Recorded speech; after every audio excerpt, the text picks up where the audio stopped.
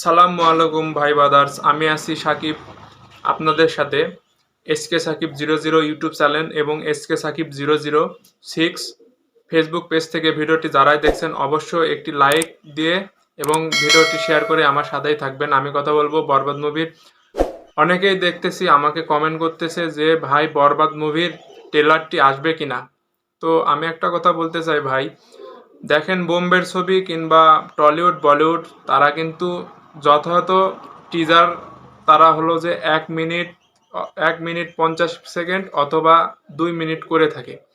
তো বরবাদ মুভির দেখেন যে টিজারটি আসছে সেই টিজারটি কিন্তু 1 মিনিট 44 সেকেন্ড। আমরা ওটাই ধরে নিতে পারি যে বরবাদ মুভির ট্রেইলার হিসাবে। কিন্তু আরেকটি কথা বলতে চাই যে আমার মনে হয় না যে ছবি রিলিজের আগে এই মুভির ট্রেলারটি আসবে। তো আমি আপনাদেরকে একটা নিউজ দিতে চাই, সেটা হলো এই মুভিটি রিলিজের আগে কোনো ট্রেলার আসবে না। অবশ্য আজকে একটা ধামাকা আসবে। তো আমি আপনাদের বলতে চাই ধামাকাটা হয়তো এক প্রকার ঝড় কিংবা সুনামি হয়ে আসবে। শাকিব খানের এই জিল্লু মাল দে যে লুকটা আপনারা পেছন থেকে দেখছিলেন, হালকা পরিমাণে দেখা গেছে, পুরোপুরি কিন্তু লুকটা দেখা যায় নাই। সেই লুকটা কিন্তু আজকে আসবে ভাই। এটা অনেকে ব্যাকিং নিউজ এবং নিউজ আপডেট এটা বলতে পারেন। আজকে বরবাদ মুভির যে সেকেন্ড লুক, সেই লুকটি কিন্তু আজকে আসবে। এবং শাকিব খান তার এসকে ফিল্মের ব্যানারে তার যে দুবাইয়ে যে রোমান্টিক গানের যে শ্যুটটি করা হয়েছিল সেইটার অফিসিয়াল টিজারটি, গানের কয়েক সেকেন্ডের টিজারটি তার কিন্তু পেজ থেকে কিন্তু ছেড়েছেন তিনি। তো সেটা দেখছি।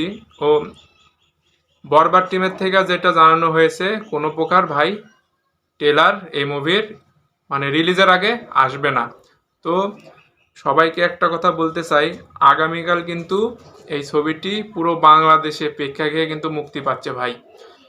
সিঙ্গেল স্ক্রিন এবং আপনাদের যে সিনেপ্লেক্সগুলো আছে এগুলোতে কিন্তু বরবাদ এবং অন্তরাত্মা, মানে বরবাদের পরেই কিন্তু বেশি সংখ্যক হল বুকিং করেছে অন্তরাত্মা ভাই।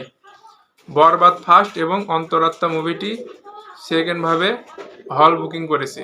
তো আপনারা অবশ্যই এই বরবাদ মুভির পাশাপাশি অন্তরাত্মা মুভিটিও দেখবেন। এবং আর ঈদে আরও অনেক মুভি আসছে, সেগুলো হলো জিন 3 এবং দাগি আর জঙ্গলি।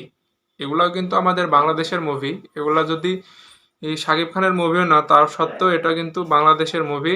তো আপনারা এগুলোও দেখবেন এবং বাংলা ছবি ইন্ডাস্ট্রিকে এগিয়ে নিয়ে যাওয়ার জন্য বেশি বেশি করে আপনারা হলে ছবি দেখুন এবং ভালো রিভিউ দেন, যাতে বাংলাদেশের ফিল্ম ইন্ডাস্ট্রি আবারও আগের দিন ফিরে আসে। একথা বলে আমি আমার ভিডিওটি শেষ করতেছি। খোদা হাফেজ।